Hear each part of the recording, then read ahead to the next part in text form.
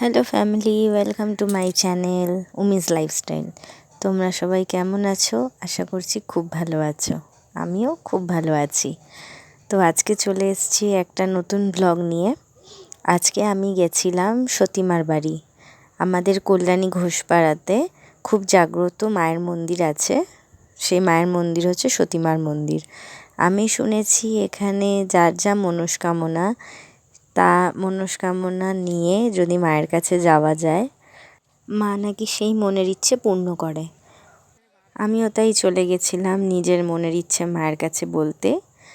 আর এখানে মায়ের মন্দিরে পুজো দিয়ে ওখানে একটা গাছ আছে, ওই গাছটার মধ্যে ডোর বাঁধতে হয়। তোমার মনের ইচ্ছে বলে তুমি সেই ডোরটা বাঁধবে। তো আমিও সেটাই করেছি। তো মনের ইচ্ছে বলে মায়ের কাছে মানত করে এসেছি, দেখা যাক কী হয়। তো মায়ের মন্দিরে গিয়ে মনটা এতটাই শান্ত হয়ে গেছিলো, মানে সব এই বাহ্যিক যে টেনশন আছে সেই সব থেকে মনে হচ্ছিল যে না, আমি পুরো রিল্যাক্স হয়ে গেছিলাম মায়ের মন্দিরে গিয়ে। ওখানে একটা পুকুর আছে, এই পুকুরের জল মাথায় দেওয়া নাকি খুব ভালো। তো আমিও তাই মায়ের মন্দিরে গিয়ে পুজো দিয়ে তারপরে পুকুরটায় গেছিলাম। তারপর আমি চলে গেছিলাম এখানে সেই বিখ্যাত বড় মেলাতে।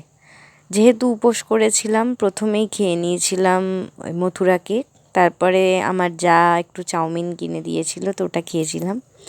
তারপর এখানে সবাই মিলে দোকানগুলোতে গিয়ে সব বাসনকোসন, বউরা যা হয় আর কি, বাসনকোসন দেখতে ব্যস্ত হয়ে গেছিলাম। তো মেলা ঘুরতে ঘুরতে আমাদের মাসি, মানে আমার জায়ের যে মা, সে আবার আমাকে অনেক কিছু কিনে দিয়েছিল। তো তারপর সন্ধে হয়ে গেছিলো, তো বাড়ি আসার টাইম। তো আমরা আস্তে আস্তে বাড়ির দিকে রওনা হয়ে গেছিলাম। আমার ভিডিও যদি তোমাদের ভালো লাগে, প্লিজ আমার সাথে থেকে আমাকে সাপোর্ট করো।